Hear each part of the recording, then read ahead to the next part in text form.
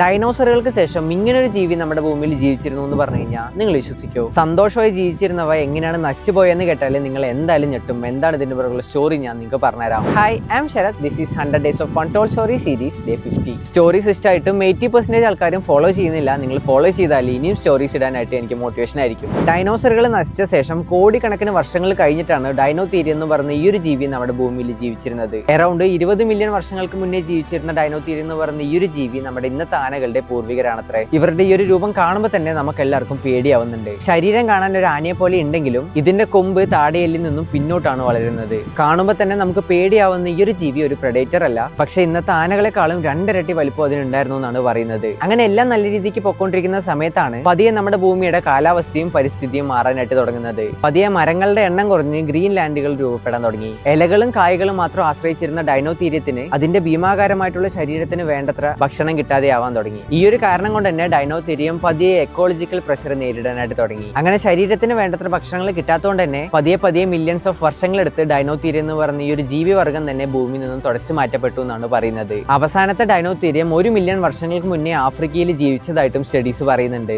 ഇത്രയും ജൈജാന്റിക് ആയിട്ടുള്ള ഒരു ജീവി നമ്മുടെ ഭൂമിയിൽ ജീവിച്ചിരുന്നു, അതും ഭക്ഷണം കിട്ടാതെ അത് നശിച്ചു പോയി എന്ന് പറയുമ്പോൾ ഒരിക്കലും വിശ്വസിക്കാനായിട്ട് കഴിയുന്നില്ല. സോ നിങ്ങൾക്ക് ഇത് കേട്ടിട്ട് എന്താ തോന്നിയെന്നുള്ള കാര്യം കമന്റ് ബോക്സിൽ കമന്റ് ചെയ്യുക. ആൻഡ് നിങ്ങൾക്ക് ഈ ഒരു ജീവിയെ തിരിച്ചു കൊണ്ടുവരാനായിട്ട് ഒരു ചാൻസ് കിട്ടിയാൽ നിങ്ങൾ കൊണ്ടുവരുമല്ലോ എന്നുള്ള കാര്യം കമന്റ് ബോക്സിൽ കമന്റ് ചെയ്യുക. ആൻഡ് ഇതുപോലുള്ള ഇൻട്രസ്റ്റിംഗ് സ്റ്റോറീസിനായിട്ട് ഫോളോ ചെയ്യുക.